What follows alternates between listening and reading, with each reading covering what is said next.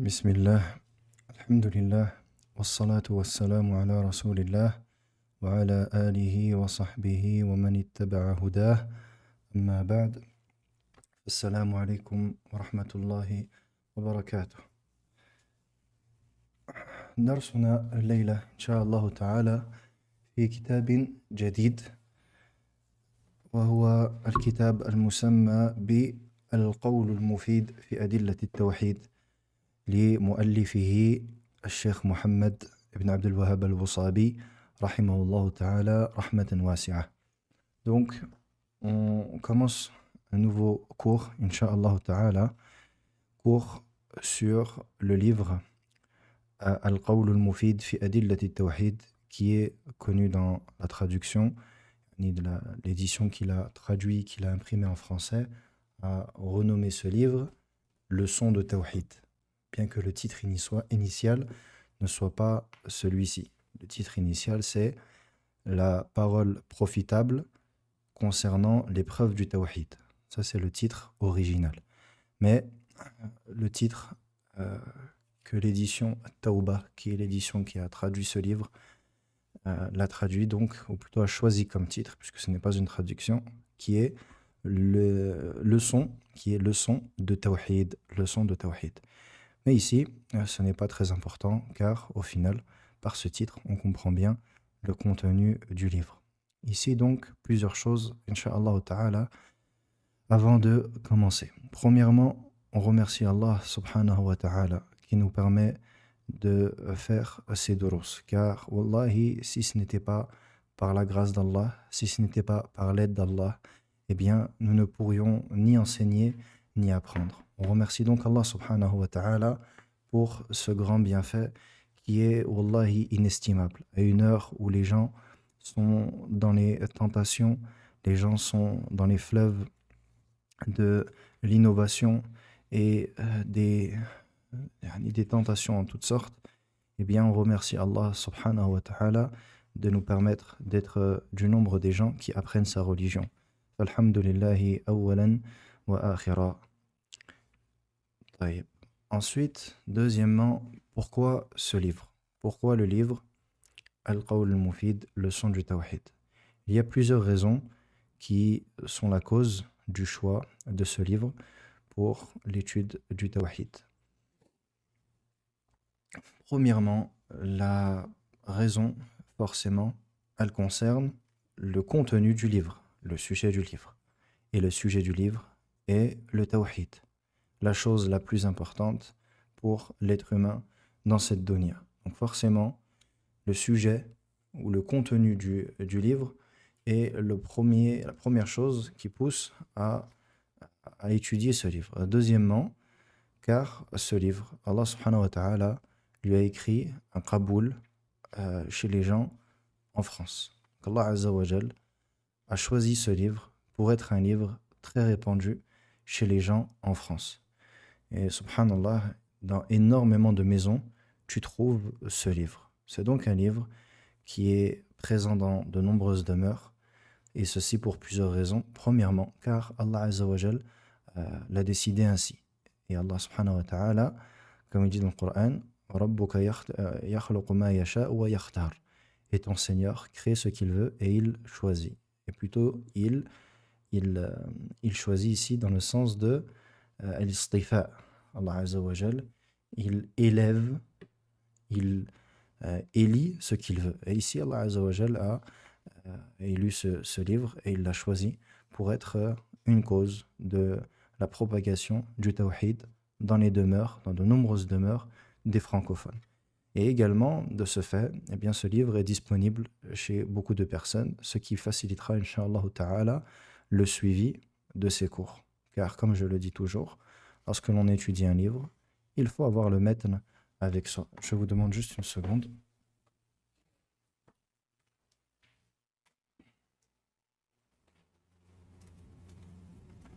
Donc, Inch'Allah ta'ala, je vous enjoins donc à avoir le livre avec vous. Et également, ceux qui ne l'ont pas, eh bien achetez-le. Alhamdulillah, ce ne sera pas du tout une perte, bien au contraire. Ensuite également, parmi les raisons qui poussent au choix de ce livre, c'est que l'auteur a choisi dans ce livre d'exposer ce qui est en lien avec le tawhid. Et il l'a appelé également Kitab al-Tawhid al-Saghir. Il l'a appelé le petit livre du tawhid. En arabe, sur la page de couverture, c'est écrit Al-Qawl al-Mufid fi adillati al-Tawhid. La parole profitable concernant les preuves du tawhid. Et entre parenthèses, plus bas en petit, c'est écrit le petit livre du tawhid. Kitab al-Tawhid al-Saghir. Donc, l'auteur a choisi d'appeler également ce livre le petit livre du tawhid, car il va contenir beaucoup de points qui sont évoqués dans Kitab al-Tawhid, sauf que le livre est plus court et que le livre est organisé sous forme de catégories. Et c'est ça qui est bien dans ce livre, c'est que les choses sont organisées d'une manière assez claire et que tout le monde peut simplement comprendre. Et généralement, il vient avec des catégories. Le tawhid se divise en tant de catégories. L'attestation de, par exemple, il nous dit Maratibuddin thalath. Les différents degrés de la religion sont au nombre de 3. Et c'est organisé de cette manière-là dans à peu près tout le livre. Aqsamul ibadati khamsa. Les catégories de l'adoration sont au nombre de 5. Et ceci facilite l'apprentissage et la compréhension. Et ce livre, à l'inverse, par contre, dans la sphère arabophone, chez les ulama, ne figure pas parmi les livres qui sont très expliqués. À vrai dire, il y a une poignée de mashayikh qui ont expliqué ce livre-là, mais il n'y a pas de grands ulama qui ont pris le soin d'expliquer ce livre-là. Et ceci peut être pour plusieurs raisons, sûrement par le fait que l'auteur est contemporain, et également par le fait qu'ils ont expliqué d'autres livres qui contiennent ces masaïl, et ceci peut être des raisons. Mais en tout cas, et aussi peut-être parce qu'il est assez clair comme livre. Mais en tout cas, il y a des choses que l'on peut clarifier, que l'on peut expliquer, surtout concernant les preuves. Et Inch'Allah Ta'ala, l'explication, comme à notre habitude, sera simple et on essaiera de faire les choses, d'expliquer au mieux.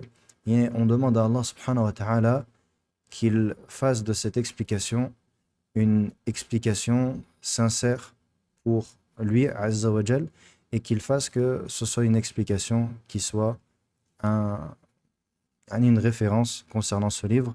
Et on demande à Allah Subhanahu wa Ta'ala de nous faciliter, de nous accorder la sincérité. Amin. Naam. Ce livre également a été préfacé par plusieurs parmi les ulama. Parmi ces derniers, Cheikh Muqbil, rahimahullah ta'ala, et Cheikh Ahmed al-Najmi, rahimahullah ta'ala. Donc ce sont des grands savants du siècle passé. Et ils ont fait la préface de ce livre, ce qui montre que ce livre, effectivement, il est important. Vous pouvez lire, je crois que dans la version en français, moi je n'ai pas la version en français avec moi, donc ceux qui ont la version en français de Tawbah, je pense que vous avez dans l'introduction, vous avez au début du livre, dans la préface, les 2 paroles du cheikh, Wallahu a'lam. Et j'aimerais juste lire la partie de Cheikh Muqbil, rahimahullah ta'ala, dans laquelle il nous parle de l'auteur, afin que, Inch'Allah ta'ala, on ait une petite vision de cet auteur, rahimahullah ta'ala, et que ce soit une cause pour qu'on invoque pour lui et que l'on sente l'importance de ce savant de la Sunna, ce savant du Yémen, qui est Cheikh Mohammed al-Wasabi, rahimahullah ta'ala. Donc, dans le début de l'introduction de sa préface, Cheikh Muqbil, rahimahullah ta'ala, il fait l'éloge du livre. Et ensuite, il parle de l'auteur. Donc, peut-être que vous avez ça avec vous dans le livre, Allahu a'lam. En tout cas, je vais lire en arabe et je traduis. Le Cheikh, rahimahullah, il dit Amma Abu Ibrahim. Concernant Abu Ibrahim, c'est-à-dire l'auteur de ce livre, فهو الشيخ محمد بن عبد الوهاب الوصابي العبدلي قائم بالتعليم والدعوة إلى الله والتأليف. Il dit concernant l'auteur, concernant Abu Ibrahim, c'est le Cheikh Mohammed Abdel Wahhab al-Wasabi al-Abdali, qui est celui qui se tient dans l'enseignement et la da'wa envers Allah, la da'wa vers Allah subhanahu wa ta'ala, ainsi que l'écriture. وقد أعطاه الله صبرا في جمع الطرق واستيعابها. Et Allah lui a certes donné une patience sur le rassemblement des voix et ici les voix, c'est-à-dire les différentes voix du hadith, les différentes voix du hadith. Yani, c'est un cheikh qui avait une science dans la science du hadith, qui était un savant du hadith. ومن ثم استطاع أن يحكم على الحديث بما يستحقه من صحة أو ضعف كما قال علي بن المديني رحمه الله تعالى الباب إذا لم تجمع طرقه لم يتبين خطأه. Ici, il dit ensuite, rahimahullah ta'ala, il dit, et par cela, yani par cette connaissance du hadith qu'il a, il a pu donc juger les hadiths concernant ce qu'il mérite, comme le fait de les rendre authentiques ou faux, faibles, pardon. Et comme le disait Ali ibn al-Madini, le cheikh d'Al-Bukhari, rahimahullah, il dit, si on ne rassemble pas les chemins de la porte, alors on ne pourra pas voir les erreurs. C'est-à-dire, si on ne rassemble pas les différentes voies du hadith concernant un chapitre, concernant un point en particulier, alors on ne pourra pas voir les erreurs concernant ces différents rapports de hadith. وقد ساعد أخانا أبا إبراهيم على مواصلة المسيرة في طلب العلم ونشره زهده حفظه الله تعالى في الدنيا.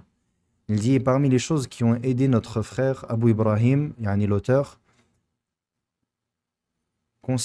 qui ont pu l'aider pour le fait de continuer le chemin de l'apprentissage de la science et de la propagation de celle-ci, il y a son ascétisme, hafidhahullah, dans cette dunya. وَانْقِطَاعُهُ إِلَى الْعِلْمِ وَالتَّعْلِيمِ, et le fait qu'il s'occupe uniquement de la science et de l'enseignement. حتى أصبح حفظه الله مرجعا يعتمد على فتاواه وأقواله وذلك من فضل الله عليه والفضل في هذا لله وحده. Il dit jusqu'à ce qu'il soit devenu, qu'Allah le préserve, une référence sur laquelle on peut se reposer concernant les fatawas et ses paroles, et ceci est le bienfait d'Allah subhanahu wa ta'ala, et le bienfait ici revient uniquement à Allah. Imtiyazatuhu, les choses qui le distinguent, yani le cheikh, yani l'auteur du livre. Mahabbatuhu shadida lis-sunnah, son grand amour pour la sunnah. Deuxièmement, ihtimamuhu bil-aqidah, l'importance qu'il accordait ou l'importance qu'il accorde à la croyance. ثالثا الفهم الصحيح في استنباط الفوائد, la bonne compréhension concernant le fait de tirer des leçons. Yani lorsqu'il tire des leçons, lorsqu'il tire des règles, des différents textes, ceci est fait par une bonne compréhension de sa part. C'est-à-dire qu'il le fait avec une bonne compréhension. رابعا البغض الشديد للحزبية المقيتة التي فرقت شمل المسلمين. Quatrièmement, sa grande aversion concernant les al-hizbiyya, les groupes sectaires qui ont divisé les musulmans. خامسا إذا ظهر له الحق عض عليه بالنواجذ. Cinquièmement, lorsque la vérité lui apparaît, et le cheikh rahimahullah ta'ala, eh bien, il s'y cramponne avec ses molaires. ولا يبالي بمن خالفه كائنا من كان, et il ne se soucie pas de celui qui viendrait le contredire, peu importe qui serait ce dernier. وهكذا ينبغي أن يكون أهل العلم, et c'est ainsi qu'il incombe aux gens de science d'être. سادسا محبته الشديدة لأهل السنة وكراهيته للمبتدعة. Sixièmement, son grand amour pour les gens de la sunna et son aversion envers les innovateurs. سابعا التواضع والرفق والحلم والأناه. Septièmement, son humilité, sa bonté, sa clémence, sa sagesse et al-anah, c'est-à-dire que le cheikh il est calme. Il a une certaine, tu trouves en lui un certain calme et une prise de recul sur les choses. فقد وفق حفظه الله لذلك حتى أحبه طلبة العلم والعامة. Et il a certes été facilité en cela, qu'Allah le préserve, jusqu'à ce que les étudiants en sciences se mettent à l'aimer, et même les gens de la masse. أسأل الله العظيم أن ينفع بنا وبه الإسلام والمسلمين إنه على كل شيء قدير. Et ensuite, le cheikh il termine par un dua en disant je demande à Allah l'immense qu'il nous fasse qu'il fasse profiter par notre biais l'islam ainsi que lui, l'islam et les musulmans, et il est certes capable de toutes choses. Et ça donc c'est la parole de Cheikh Muqbil rahimahullah ta'ala wa shahida shahidun min ahliha. Et ça c'est la parole, le témoignage de Cheikh Muqbil rahimahullah ta'ala concernant Cheikh Abu Ibrahim Mohammed al-Wasabi rahimahullah ta'ala. Et c'est un cheikh donc du Yémen qui a appris la science en Arabie Saoudite, à Mecca, et également, si ma mémoire ne me trompe pas, Al-Medina. Puis il est rentré, après des années passées, au Yémen, et il fut un grand prédicateur, un grand savant des savants du Yémen, et il fut une cause afin que le tawhid et la sunnah se propagent dans les demeures du Yémen, et il a de nombreux écrits, et parmi ces derniers, nous avons ce que nous lisons aujourd'hui, et on en profite pour faire dua. Et je vous enjoins toujours, barakallahu fikum, lorsque vous profitez d'un livre, faites dua pour son auteur. N'oubliez pas de faire dua pour son auteur. Et alhamdoulilah, dans les cours, lorsque l'on cite l'auteur, on dit toujours rahimahullah, rahimahullah. Et il ne faut pas oublier que rahimahullah, c'est un dua. Et vous également, lorsque vous profitez d'un étudiant en sciences, lorsque vous profitez d'un cheikh, lorsque vous profitez du livre d'un auteur, d'un cheikh, d'un savant, n'oubliez pas de faire dua. Faites toujours dua pour les gens qui vous apportent du khair. Comme il dit le prophète alayhi salatu wassalam, man sana'a ilaykum ma'roufan fakafi'uh. Celui qui accomplit un acte de bonté envers vous, alors rendez-lui l'appareil. Et la moindre chose que l'on puisse faire pour rendre l'appareil à quelqu'un qui nous fait un bien, qui nous fait un acte de bienfaisance, eh bien c'est d'implorer pour ce dernier. Donc, implorer pour les savants dans la sunna, qu'Allah Azza wa Jal, il facilite et qu'il aide ceux qui sont vivants, et qu'Allah subhanahu wa ta'ala fasse miséricorde à ceux qui sont décédés, et demander à Allah subhanahu wa ta'ala qu'il nous réunisse avec ces derniers dans Al-Firdaus Al-A'la.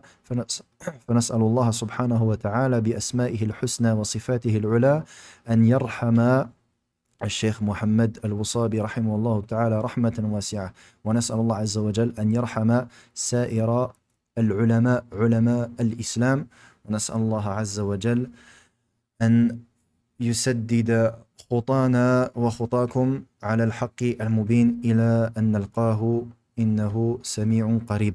نعم.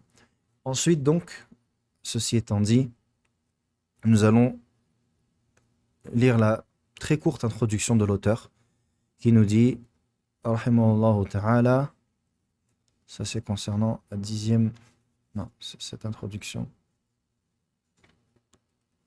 Non. Il dit فهذه رسالة مختصرة في أدلة التوحيد سميتها القول المفيد في أدلة التوحيد. Ceci est un épître court, une risala courte concernant les preuves du tawhid que j'ai appelé القول المفيد في أدلة التوحيد. جمعت أدلتها من القرآن الكريم. J'ai rassemblé ces preuves du Coran. ومما ثبت في السنة النبوية, et ce qui est rapporté de manière authentique de la sunna prophétique. نعم. Ensuite, il explique qu'il a fait que ceci est donc la deuxième impression du livre. Il n'a pas dit plus que cela. Donc, Inch'Allah Ta'ala, on commence la lecture du livre. سائلين الله عز وجل التوفيق. قال رحمه الله تعالى: معنى لا إله إلا الله، أي لا معبود بحق إلا الله وغير الله إن عبد فبباطل. Le sens de la ilaha illallah, c'est-à-dire point de divinité véritable, méritant d'être adoré, c'est dit véritable, la ma'bouda bihaq, point de divinité véritable, si ce n'est Allah, en dehors d'Allah. Et autre qu'Allah, s'il est adoré, alors c'est par le faux. Bibatil, par le faux. Ou sur le faux. Naam. Donc ici, il commence, l'auteur, rahimahullah ta'ala, par le sens de La ilaha illallah, et il va faire suivre cela par le sens de Muhammad Rasulullah. C'est donc الشهادتان. فبدأ المصنف رحمه الله تعالى بذكر الركن الأول من أركان الإسلام إذ هو أهمها ولا يقبل إسلام إلا به اتفاقا. Donc l'auteur rahimahullah ta'ala a commencé par citer le premier pilier de l'islam, car il est le plus important de ces derniers, et que l'islam n'est pas accepté si ce n'est par cette attestation, et ceci sans aucune divergence. Donc il commence par nous exposer, nous expliquer ash-shahada. Donc premièrement, la ilaha illallah. La ilaha, c'est une négation. Illallah, c'est une affirmation. Donc, point de divinité, digne d'être adoré, ou véritable, illallah, en dehors d'Allah, si ce n'est Allah, que Allah. Et ça, c'est donc un ithbat, c'est une affirmation.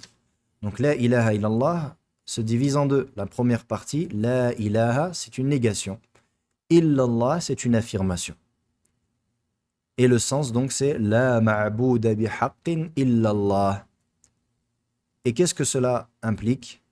Que si autre qu'Allah venait à être adoré, alors ceci est fait par le faux. Fabi batil. C'est-à-dire, ce n'est pas par de bon droit ou par vérité. Taïb. Et ça, c'est ce qu'implique donc la ilaha illallah. L'épreuve. ثم ساق الأدلة وذكر دليلين رحمه الله تعالى. قال الله تعالى: ذلك بأن الله هو الحق وأن ما يدعون من دونه هو الباطل وأن الله هو العلي الكبير.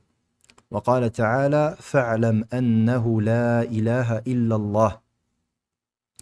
Donc ici ensuite il nous cite l'épreuve. Et ça c'est ce qui va, parmi les choses qui distinguent les livres des gens de la sunna, des gens de la bid'a, dans l'aqida, c'est la présence ou l'omniprésence des preuves du Coran et de la sunna, à l'inverse de la voie des innovateurs.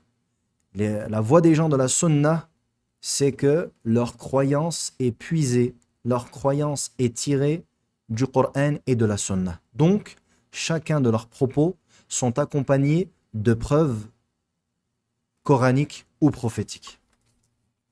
Donc ici, la première preuve, c'est la parole d'Allah Ta'ala dans la traduction.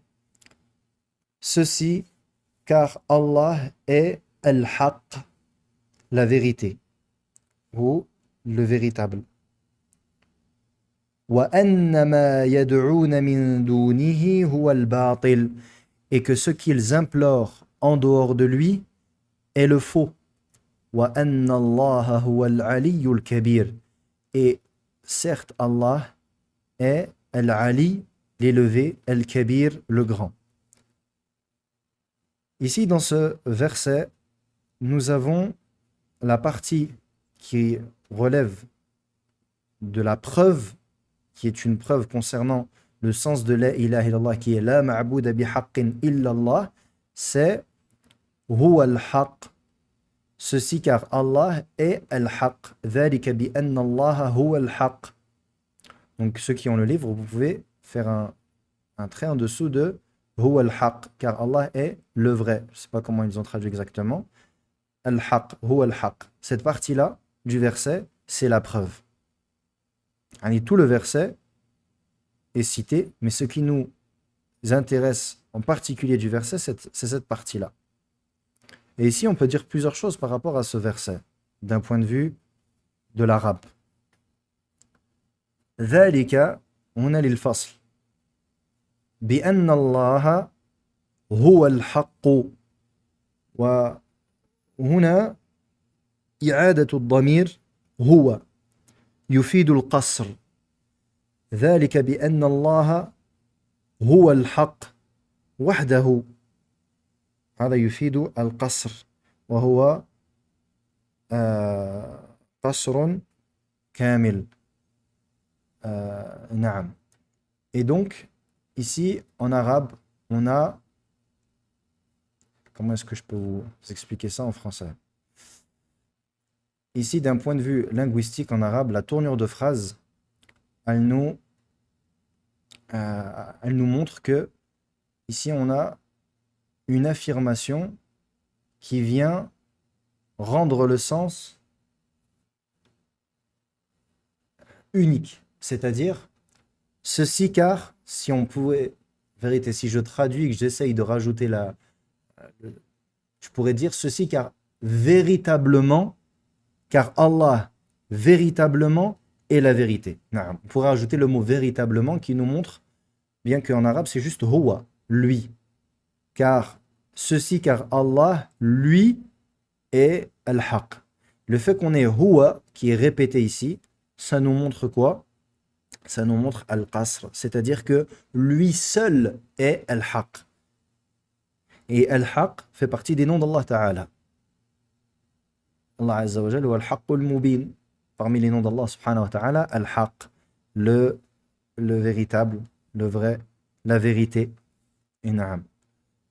فالله عز وجل قوله الحق ووعده حق. Comme le prophète sallallahu alayhi wa sallam nous dit dans le hadith, il dit sa parole est vraie. Huwa al-haq, il est al-haq. Sa parole est haq. Et sa promesse est haq. Taïb, etc. Ensuite, dans le verset, وَأَنَّ مَا يَدْعُونَ مِن دُونِهِ وَالْبَاطِلِ. Et ce qu'ils implorent, ce qu'ils invoquent en dehors de lui est le faux. Et ici en arabe, ما يفيد العموم. وأن الذي بمعنى الذي يدعون أي وأن كل ما يدعون من دونه هو الباطل. Et que tout ce qu'ils adorent en dehors de lui est le faux, al-batil. Donc Allah c'est al-haq et ce qui est en dehors de lui c'est quoi? Al-batil. Et ensuite on a l'affirmation de deux noms d'Allah Azza wa Jal, wa anna Allah huwa al-aliyyul kabir, et que Allah est lui al-ali al-kabir, et c'est lui véritablement al-ali, et c'est lui véritablement al-kabir. Naam. ثم قال نعم وقال تعالى فاعلم أنه لا إله إلا الله. ونستفيد من هذه الآية وجوب معرفة معنى لا إله إلا الله، وأن مجرد التلفظ بلا إله إلا الله بدون معرفة المعنى لا يصح ولا يكفي للدخول في الإسلام ولتحقيق هذه الشهادة. Ensuite, la deuxième preuve, c'est sache que la ilaha illallah. Je me fais toujours un petit peu avoir parce que je le dis en arabe, mais c'est pas grave. Je sais que vous comprenez pas tous. Et Allah, qui peut me dire, il faut mettre dans le bot, qui peut me dire pourquoi l'auteur a rapporté ce verset? En quoi est-ce que ce verset, il vient ici appuyer le propos que l'auteur veut mettre en avant, qui est le sens de la ilaha illallah. Pourquoi ce verset? Premier verset, on a expliqué, c'est huwa al-haq, il est le vrai, c'est-à-dire le vrai, le seul qui mérite véritablement l'adoration, la vraie. Pourquoi le deuxième verset, il l'a cité? Qu'est-ce que le deuxième verset nous montre par rapport à cela? Qu'est-ce que le deuxième verset nous montre?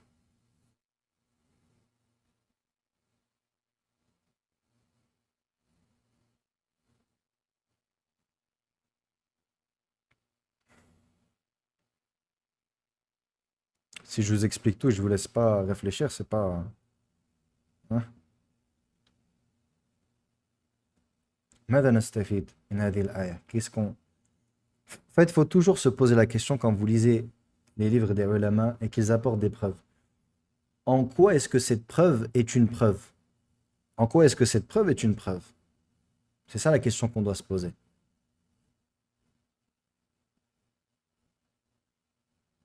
Je vois qu'il n'y a pas de réponse, ou alors que ça met du temps. Donc je vais donner la réponse.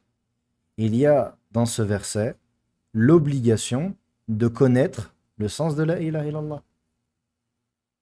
Et que la simple prononciation de la ilaha illallah ne suffit pas pour concrétiser ash-shahada. Vous avez vu l'importance, ça, l'auteur, il ne l'a pas dit, l'auteur. Il ne l'a pas expliqué, ça. Il a juste donné la preuve. Mais, il faut se poser la question. Qu'est-ce qu'on tire de cette preuve? On tire de cette preuve l'obligation de connaître le sens de la ilaha illallah. Puisqu'ici, dans le hadith, il dit Allah Ta'ala, fa'alam, sache. Sache, c'est un ordre. Fa'alam, sache quoi? La ilaha illallah. Donc tu dois savoir le sens de la ilaha illallah. Et le simple fait de prononcer la ilaha illallah sans connaître le sens n'est pas profitable.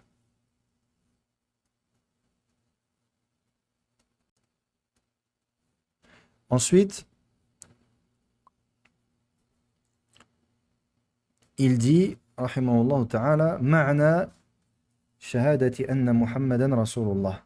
Le sens de shahada, que Muhammad est le messager d'Allah, sallallahu alayhi wa sallam. Il dit, rahimahullah, ay la matbu'a bi haqqin illa Rasulallah, wa ghayra Rasulillahi sallallahu alayhi wa sallam. In ittubi'a fima la dalila alayh, faqad ittubi'a bi batil. Et ici, la parole du cheikh, elle est très importante et précise. Le sens donc de wa ashhadu anna Muhammadan Rasulullah, c'est-à-dire, il n'y a aucune personne suivie en toute vérité, si ce n'est le messager d'Allah sallallahu alayhi wa sallam. Et autre que le messager d'Allah sallallahu alayhi wa sallam, si jamais il est suivi sans une preuve, alors il a certes été suivi par le faux ou dans le faux. Ici, on comprend donc le sens de Shahadu anna Muhammad Rasulullah. C'est-à-dire que il n'y a aucune personne suivie qui ne mérite d'être suivie en dehors du messager d'Allah sallallahu alayhi wa sallam. Et si une autre personne que le messager d'Allah sallallahu alayhi wa sallam est suivie, alors elle est certes suivie dans le batil ou par el batil. Et ici, il nous a donné un qaïd, l'auteur. L'auteur nous a donné une précision. La précision, c'est quoi, barakallahu fikum? Il nous a donné une condition, fima la dalila alayh, concernant ce sur quoi il n'y a pas de preuve. Donc ça veut dire que d'autres que le messager d'Allah sallallahu alayhi wa sallam peuvent être suivis, mais à condition de la présence d'une preuve. Qui peut me donner un exemple? J'ai pas l'impression de recevoir les messages du bot, subhanallah. Je crois qu'il y a un problème avec le bot.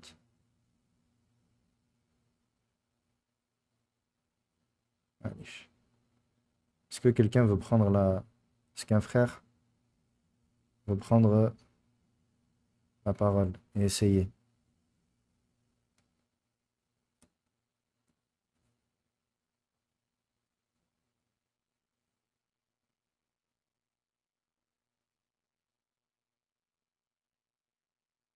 Ismail, tfaddal, je t'ouvre ton micro. Bonjour, ça va? Alhamdulillah, salam alaikum.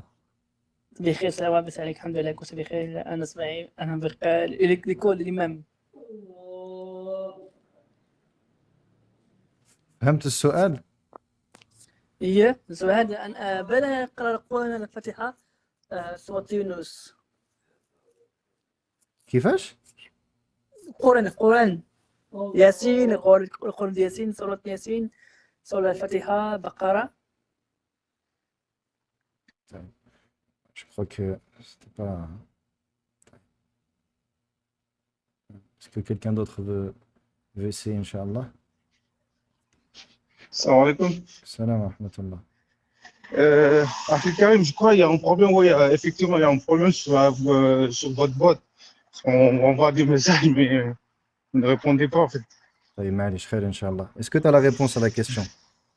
Alors, c'était pas, désolé pour la réponse, Si c'était juste autre ça que en le fait. messager d'Allah sallallahu alayhi wa sallam est suivi Oui. sans dalil, ça veut dire qu'il y en a qu'on peut suivre avec une preuve. C'est-à-dire, est-ce que tu peux me donner un exemple? Euh, Vous pouvez répéter s'il vous plaît? Je suis pas bien entendu. طيب. Inch'Allah, je vais directement donner la réponse. Hafidhakallah. طيب. Ici, l'auteur, il a fait cette précision importante car on ne peut pas dire de manière absolue que on ne peut suivre personne d'autre que le messager d'Allah sallallahu alayhi wa sallam. Car celui qui suit le messager d'Allah sallallahu alayhi wa sallam et qui vient avec une chose qui est ce avec quoi il est venu, nous avons le droit de le suivre. Et à la tête de ces personnes-là, qu'est-ce que nous avons? Nous avons le hadith du prophète alayhi salatu wassalam lui-même, dans lequel il nous dit accrochez-vous à ma sunnah et la sunnah des califes bien guidés. Alaykum bi sunnati wa sunnati al-khulafa'i ar-rashidin al-mahdiyyin min ba'di. Donc ici, il nous a dit suivez ma sunnah et la sunnah des califes bien guidés. Donc ici, il y a une preuve concernant le fait qu'il est permis de suivre les 4 califes. Et eux ne sont pas allés à l'encontre de ce sur quoi était le prophète alayhi salatu wassalam. Donc, le fait de les suivre ici, c'est permis. Et c'est pour ça que cette parole-là, elle est très précise de sa part. Rahimahullah ta'ala. Taïb. J'espère que c'est compris. Ensuite, il dit قال الله تعالى اتبعوا ما أنزل إليكم من ربكم ولا تتبعوا من دونه أولياء قليلا ما تذكرون. Allah Ta'ala nous dit suivez, dans la traduction, suivez ce qui vous a été révélé de votre Seigneur et ne suivez pas en dehors de lui d'alliés et vous ne réfléchissez que peu. قَلِيلًا مَا تَذَكَّرُونَ, ou vous ne rappelez que peu. Donc ici, Allah Ta'ala nous donne un ordre. ittabi'u, suivez. Suivez quoi? Ma unzila ilaykum min rabbikum, ce qui vous a été révélé de votre Seigneur. Et qui est celui qui a reçu la révélation d'Allah Tabaraka wa Ta'ala? Le messager d'Allah sallallahu alayhi wa sallam. وقال تعالى فلا وربك لا يؤمنون حتى يحكموك فيما شجر بينهم ثم لا يجدوا في أنفسهم حرجا مما قضيت ويسلموا تسليما. Allah Ta'ala, il nous dit non, certes par ton Seigneur, ils ne croiront pas jusqu'à ce qu'ils te prennent comme juge concernant leurs différends entre eux, puis qu'ils ne trouvent en eux-mêmes aucune gêne concernant ce que tu as jugé et qu'ils se soumettent totalement. Subhanallah. Donc ici dans ce verset, quelle est la preuve dans cette preuve? C'est qu'Allah Azza wa Jal a fait du fait de retourner vers le prophète alayhi salatu wassalam et de le prendre comme juge comme étant une condition de la foi. Ils ne croiront pas jusqu'à ce que Allah Ta'ala a donc nié la présence de la foi tant qu'il y a l'absence du retour vers le prophète alayhi salatu wassalam. Et ceci de son vivant, revenir vers lui de manière véritable. Et après sa mort, par le fait de revenir à sa sunnah, sallallahu alayhi wa sallam. Donc ici, la preuve, c'est quoi? C'est le fait qu'Allah Azza wa Jal a fait des conditions de la foi le suivi du prophète alayhi salatu wassalam. Et regardez, subhanallah, l'ayah, méditez l'ayah. Allah subhanahu wa ta'ala nous a pas seulement dit qu'il était obligatoire pour nous de le prendre comme juge concernant les affaires sur lesquelles nous avons des différends. Il a dit puis, c'est-à-dire après l'avoir pris comme juge. Car ceci est la première chose. Yani revenir vers la sunna du prophète sallallahu alayhi wa sallam. Mais ce n'est pas ceci qui suffit uniquement. Puis, qui ne trouveront en eux-mêmes aucune gêne. C'est-à-dire que tu ne dois trouver dans ton cœur aucune gêne, aucune contradiction, aucun rejet concernant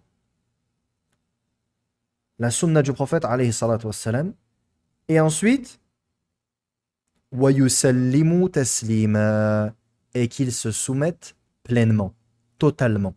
Subhanallah. Yani qui se soumettent à ton jugement. Allahu Akbar. وقال تعالى وما كان لمؤمن ولا مؤمنة إذا قضى الله ورسوله أمرا أن يكون لهم الخيرة من أمرهم ومن يعص الله ورسوله فقد ضل ضلالا مبينا.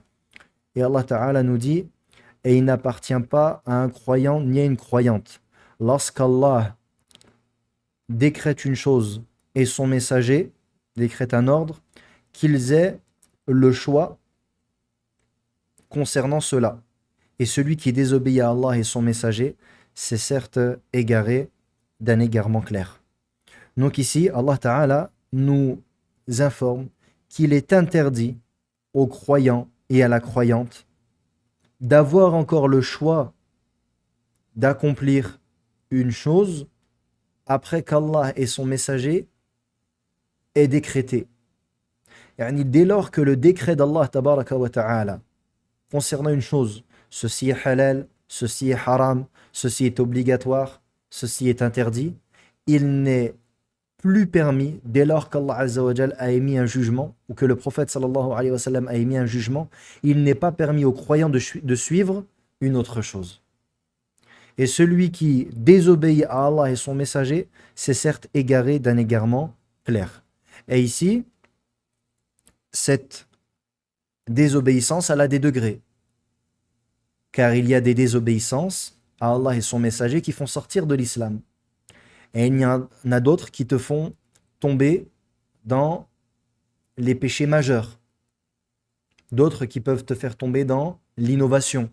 Et d'autres qui vont te faire tomber dans les péchés mineurs. Donc ici, en fonction de la désobéissance, l'égarement est en fonction de la désobéissance, du degré de désobéissance. Je pense que c'est clair, incha'Allah ta'ala. Et je termine le cours et je terminerai, subhanallah, par citer cela et en profiter pour faire dua.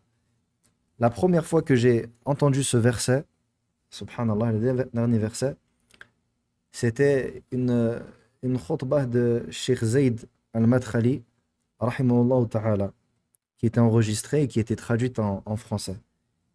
Et j'étais très jeune, j'étais encore adolescent.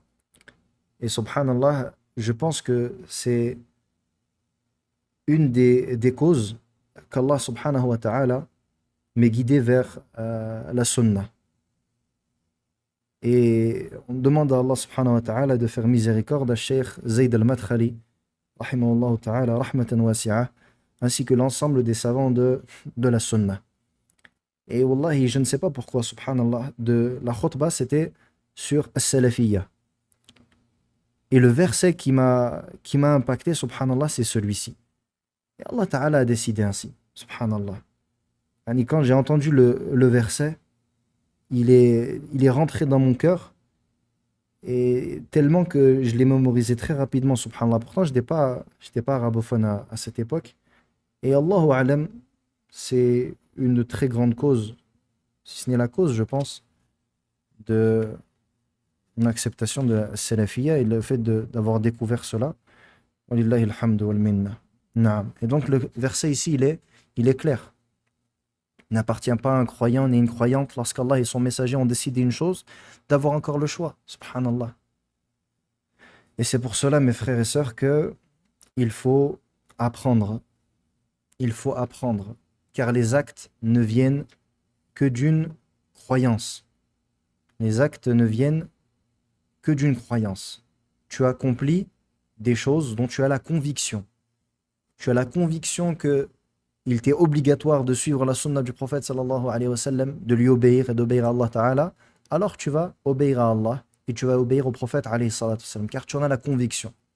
Mais si tu n'as pas la conviction de cela, alors il y a de très grandes chances que tu ne te conformes pas aux ordres d'Allah ta'ala et aux ordres du prophète sallallahu alayhi wa sallam. Et on s'arrête là, incha'Allah ta'ala, et on prendra la prochaine leçon Peut-être que des fois ça diffère, je ne sais pas en français comment est-ce qu'ils l'ont fait. La prochaine leçon, normalement, c'est Ayn Allah. Où est Allah? Taïb. Euh, je ne sais pas pourquoi le bot ne marche pas. Si vous avez des questions exceptionnellement, parce que je ne permets pas ça en principe, vous pouvez me l'envoyer sur mon compte et j'y réponds. Inch'Allah ta'ala. Les questions concernant les cours uniquement, par contre, barakallahu fikum. Les questions qui sont hors cours, hors sujet du cours, je ne les accepte pas, je n'y réponds pas. Jazakumullahu khairan. Si vous avez des questions concernant le cours, d'habitude on fait sur le bot, mais je ne sais pas pourquoi aujourd'hui j'ai reçu aucun message du bot. Qadarallah, la shafa.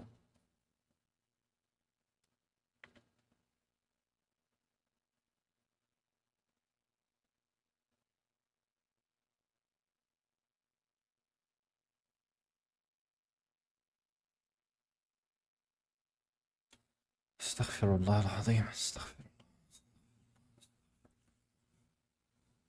Allahumma salli wa sallim. Allahumma salli wa sallim ala nabiyyina. Astaghfirullah.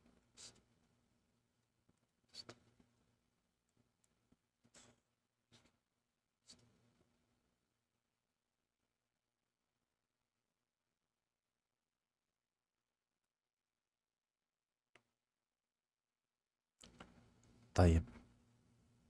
Inch'Allah, on s'arrête là alors.